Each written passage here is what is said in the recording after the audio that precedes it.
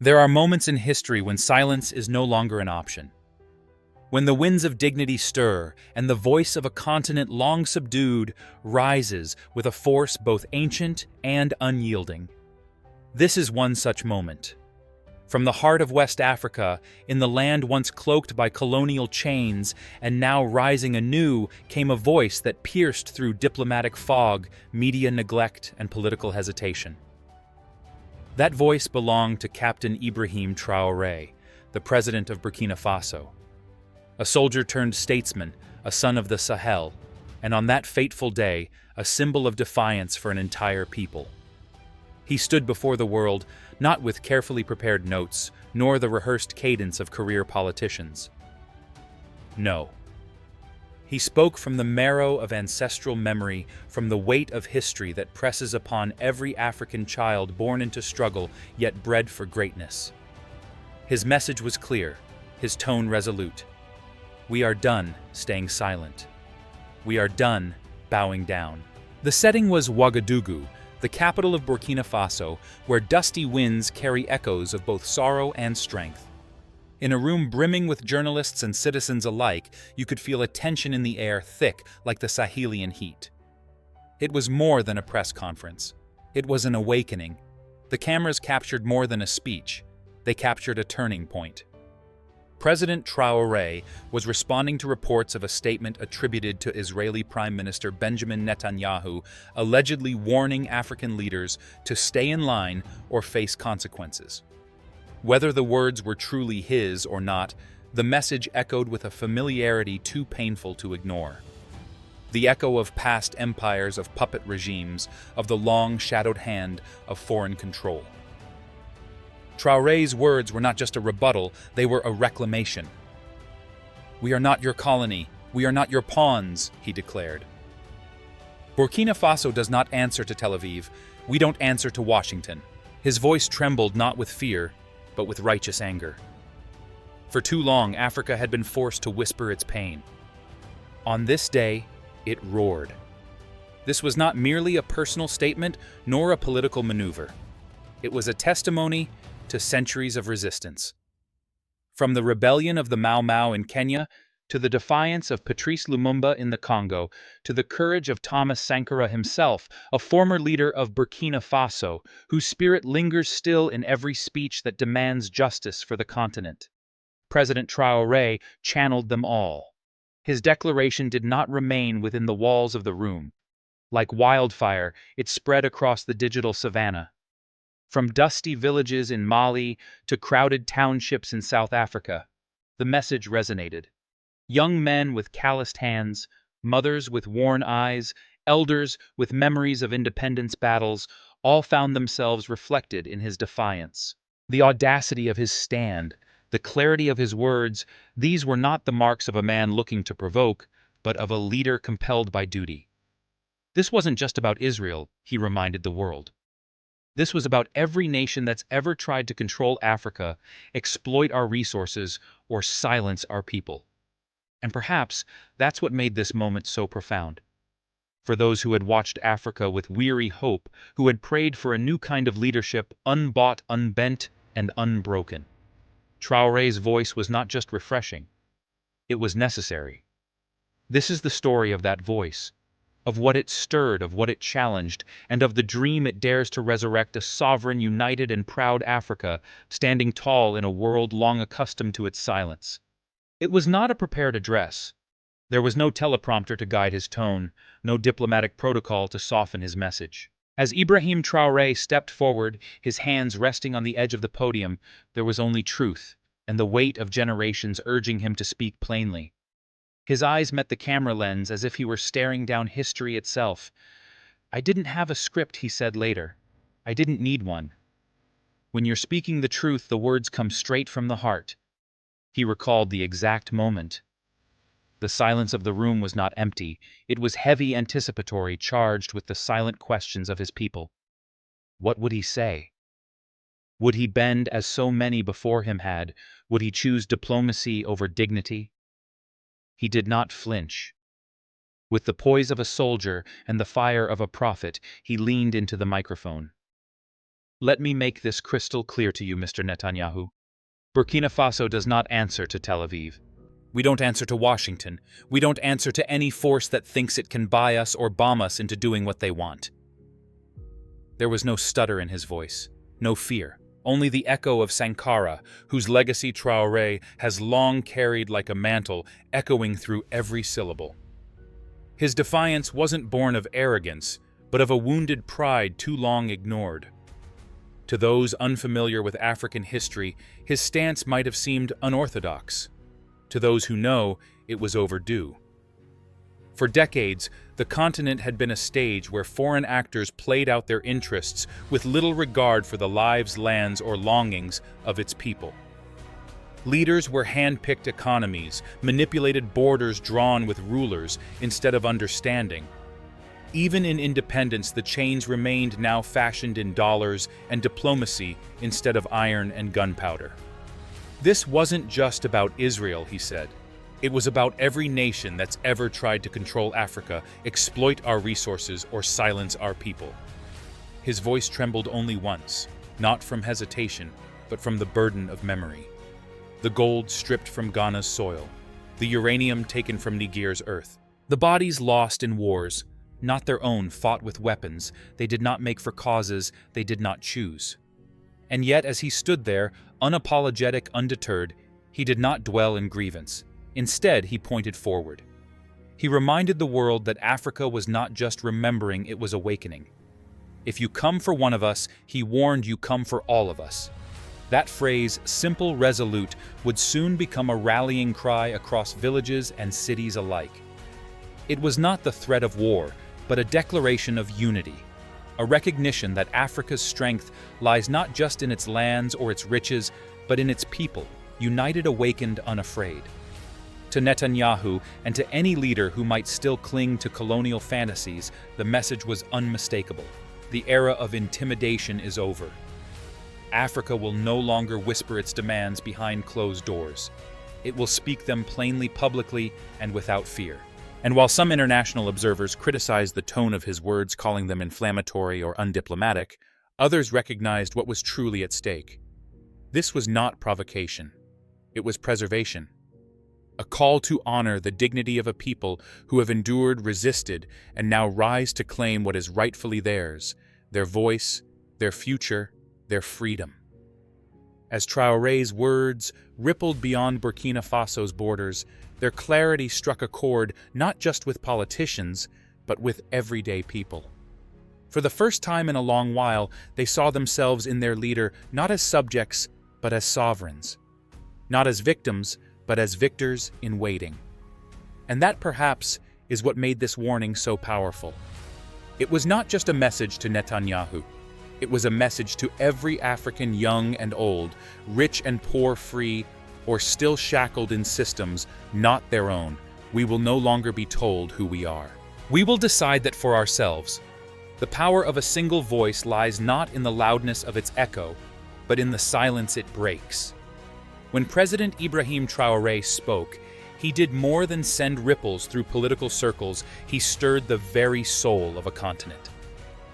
His message raw, unfiltered, defiantly. African escaped the four walls of the press room and traveled across borders, language, and time zones.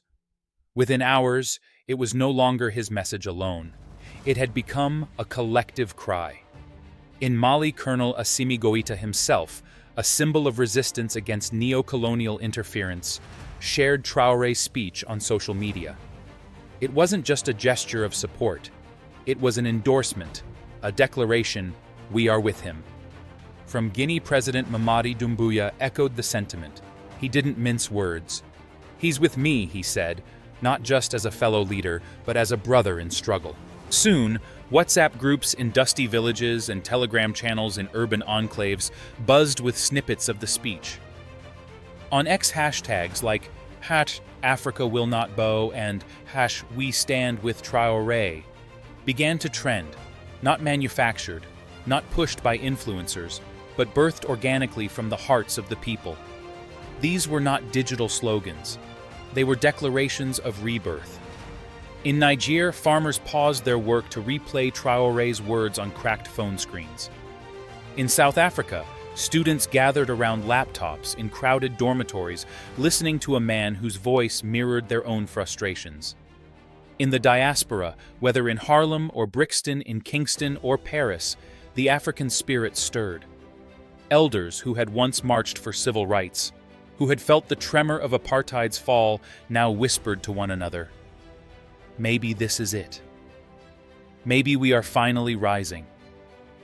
For decades, Africa's youth had been caught between despair and apathy, told to wait, told to comply, told to keep their heads down. But something changed in that moment. The usual resignation gave way to energy. Traore had not spoken in diplomatic jargon. He had spoken plainly. And in doing so, he'd touched a nerve the world forgot existed.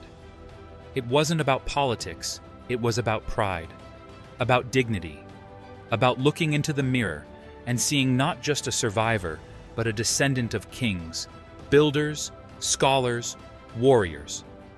His words didn't incite division. They invoked memory. And memory, when awakened, becomes the strongest form of resistance. Even those who had grown skeptical of politicians found themselves listening again. They had seen promises broken, heard speeches written in foreign tongues, watched aid deals that enriched few and impoverished many. But this was different. Traore wasn't offering charity. He was offering identity. For the mothers who had watched their sons disappear into foreign wars, for the elders who still bore the scars of colonial discipline, for the children reciting foreign histories in their classrooms. This speech wasn't a headline, it was healing. And while the Western media largely ignored it, burying the moment beneath coverage of foreign affairs deemed more urgent, African media did not. Community radios replayed his words. Local newspapers printed them in full. Even in countries where regimes hesitated to show solidarity, the people found ways to share it on posters and protest chants and song. Some called it a digital revolt. But it was more than that. It was a spiritual awakening, a remembering of who Africa was and who it still could be. "We're not just a bunch of countries anymore," Traore had said. "We're a family." Those words rang true. The Sahel was no longer a frontier. It was a heartbeat. The winds that once carried sorrow now carried solidarity. And in the quiet corners of the continent where hope had grown thin, a new resolve emerged. Not of violence, not of vengeance, but of vision. Traore had done more than challenge Netanyahu. He had challenged Africa itself to stand, to speak, to unite.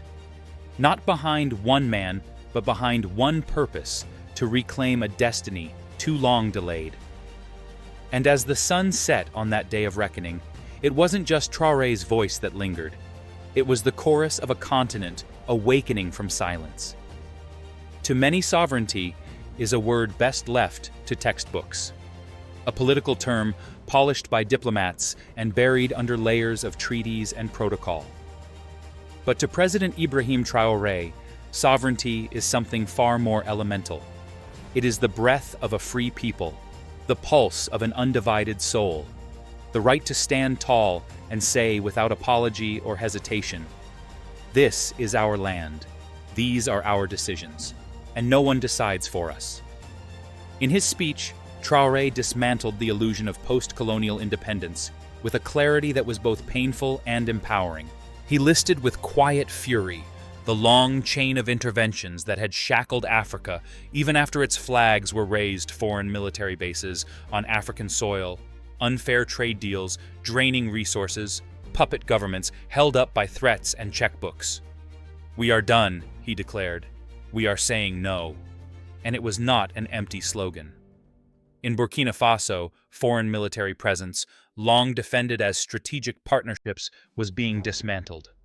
Contracts that once sold off the nation's gold and cotton for a fraction of their worth were under review. Aid agreements that came with strings tighter than rope were being cut. It was not a revolution of fire and blood. It was a revolution of principle. But Traoré knew Burkina Faso could not stand alone. No nation could not truly. And so he turned to his neighbors not as competitors, but as kin. Thus was born the Sahel Alliance, Comprising Burkina Faso, Mali, and Niger, three nations bound by geography, culture, and struggle, the Sahel Alliance was not just a political pact.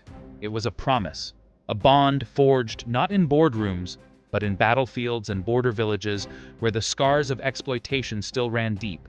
Its goals were simple yet profound: to defend each other, to share resources, to decide together. If one was attacked, all would respond. If one faced economic sabotage, all would lend support. It was, as Traore said, Africa calling the shots, not asking permission, not seeking approval. To critics, it seemed idealistic. To many Africans, it felt overdue. For decades, the Sahel region had been viewed by the world as a corridor of chaos, unstable, impoverished, open to manipulation. But what the world missed was its resilience. Its history of empires that once rivaled Rome. Its people who knew the land like blood knows vein. And now, under leaders like Traore, Goita, and Tiani, it was being reborn, not as a pawn, but as a player.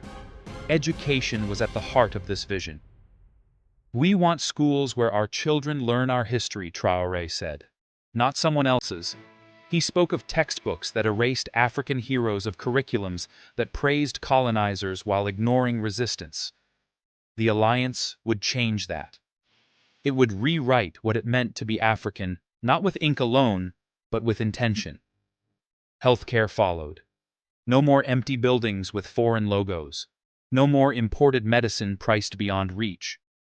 The Alliance would invest in clinics, in nurses trained at home, in a system built not for profit, but for people. And then, economy. The grand stage where Africa had long played the role of resource provider. "We want economies that lift up our people," Traore said, "not foreign companies that take our wealth." The Alliance would pursue regional trade, local manufacturing, and collective bargaining. No more dealing alone. No more being played against each other. To some, these aspirations sounded naive. But to the grandmother in Bamako, selling millet at dawn, to the miner in Wahiguya, inhaling dust for a daily wage, to the youth in Niamey, tired of promises, they sounded like hope. The Sahel Alliance was not a return to nationalism. It was an embrace of unity, not in the image of Europe or America, but in the rhythm of Africa herself, diverse, ancient, proud. In Traore's words, sovereignty was not about shutting out the world. It was about choosing how and with whom to engage. It was not about arrogance, but about dignity. And most of all, it was about remembering that Africa does not need saving. It needs space to breathe. As the alliance began to take shape, it was no longer just a defense strategy. It was a mirror held up to every African nation, asking a single question: when will you join us? In the days that followed President Traore's thunderous declaration, something curious happened, or rather, something telling. There was no response from Israel, no denial, no rebuttal, no statement, just silence. And sometimes silence speaks louder than any press release. The same held true for much of the Western media. The story was there, bold, undeniable, and brimming with significance. Yet major outlets tiptoed around it, buried it beneath other headlines, or ignored it entirely. It wasn't because the story lacked drama or political weight. It was because it disrupted a familiar narrative that Africa is docile, fragmented, dependent. For decades, Africa had been painted with broad strokes, either as a continent of despair or a backdrop for foreign charity. When African leaders spoke with passion, they were called populists. When they demanded dignity, they were accused of provocation. And when they acted with strength, they were met with suspicion. But Traore's speech refused to be ignored. While television anchors hesitated, the people did not. Across village gatherings and diaspora cafes in WhatsApp, voice notes and Facebook live streams, the message spread. Not polished, not filtered, raw and real. A leader had stood up, and the people had recognized themselves in his stance. The absence of Western coverage didn't weaken the moment, it intensified it. It reminded Africans that their stories, their struggles, their victories could no longer depend on foreign validation. "The world may not report our truth," one elder said in Bamako, "but we will carry it ourselves." And that is where the real revolution began, in reclaiming the narrative. For too long, others had written Africa's story. They told of its poverty, but not of its perseverance. They showed its wars, but not its wisdom. They spoke of its corruption, but not its courage. But now a shift was happening not just in governments, but in consciousness. Young content creators began translating Traore's speech into multiple languages, Hausa, Bambara, Fulani, Wolof, Swahili, ensuring that no one was left out. Elders told children, this is what Sankara would have said. Community poets recited his words in open-air markets. Graffiti artists painted murals of him beside independence heroes. He had become more than a man. He had become a moment. Traore himself remained grounded. I didn't set out to become a symbol, he admitted. I'm just a man from Burkina Faso fighting for my people. But history has a way of choosing its messengers. And when one speaks truth in a time of lies, that voice becomes sacred. This wasn't about ego, it was about agency, about Africa telling her story not through a foreign correspondent's lens, but through her own eyes, through the calloused hands of farmers, the aching hearts of mothers, the determined steps of students marching for dignity. And while Western silence lingered, other voices rose. From Latin America to Southeast Asia, from Palestine to the Caribbean, people echoed Traore's defiance. Colonized peoples recognized one another even across oceans. The speech became a bridge, a reminder that the struggle for dignity is universal, but its expression must be local. In truth, what made the moment historic wasn't just what was said, but who heard it and how they responded. A continent that had been told to wait suddenly felt called to move. A people taught to obey remembered how to lead. And in the vast interconnected web of African life, where oral history and modern memes coalesce, the message found a permanent home. By refusing to play the game of appeasement, Traore had changed the rules. No longer would Africa ask to be seen. It would speak, act, and build regardless of who watches. The silence of the West, once seen as dismissal, now seemed like confirmation. They weren't ignoring Africa because it didn't matter. They were ignoring it because it finally did. There comes a time in the life of every people when they must decide not what they are willing to endure, but what they are no longer willing to accept. For Africa, that time has arrived. And in the voice of President Ibrahim Traoré, a continent heard its own awakening. He did not speak like a demagogue hungry for applause. He spoke like a guardian of legacy. Like a son who had walked through the ruins of empire, heard the whispers of elders, and now stood ready to answer history's call. His words were not merely bold, they were rooted. Rooted in the soil of resistance, watered by the tears of ancestors, and fed by the fire of a future still being forged. Africa is not your backyard. We are not your resource bank. We are not your punching bag. His message wasn't cloaked in diplomatic nuance, it was drenched in truth. And what followed was more than a political moment. It was a moral reckoning. For every African told to be patient while others grew rich off their resources. For every child taught foreign languages while their own history was neglected. For every village displaced by mines, by pipelines, by decisions made in foreign boardrooms, Traoré's voice offered something long denied: dignity. But dignity, he reminded, is not passive. It must be claimed, protected, renewed. It must be taught in schools, practiced in governance, and celebrated in daily life. And so he turned again to his dream, the Sahel Alliance, not just as a defense pact, but as a blueprint for Africa's rebirth. We are building more than protection, he said. We are building presence. Hospitals that serve, not shame. Schools that empower, not erase. Economies that elevate, not extract. Governments that listen not to Washington or Paris, but to their own people. And most importantly, a mindset shift. No longer seeing Africa as developing as though it were broken and in need of saving, but as developing strength, vision, purpose.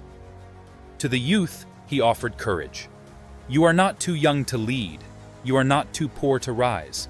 You are not too weak to demand better. To the elders, he offered honor. You have walked through fire. Now help us plant in the ashes. To the diaspora, he extended a hand. Come home, not to visit, but to build. Africa needs your skills, your ideas, your love. And to the foreign powers still clinging to colonial habits, he issued one final warning. Your time is up. These were not the words of a man seeking confrontation. They were the words of a man no longer willing to be coerced. A man who understood that true leadership is not about avoiding discomfort. It's about facing truth with humility and resolve. In the days following his speech, many asked, can Africa really rise? Can it overcome decades of division, debt, dependency? Traore answered not with promises, but with presence. I believe in Africa, he said. Not because I have to, because I choose to. And that perhaps is what made his words linger not just in headlines, but in hearts. He did not speak of what others should do. He spoke of what Africans could do together. To every grandmother who nursed children through drought, to every father who worked 10 hours for 10 francs, to every teacher, every vendor, every student, he was speaking to you. This is your moment, not tomorrow, not when foreign aid arrives, not when elections change. Now, stand up in your communities, support leaders who serve, not submit, speak your language, honor your elders, build what you were told you could not. Africa's story is not finished. It is being rewritten. And this chapter, born in a room in Ouagadougou, spoken without a script, carried by millions, is only the beginning.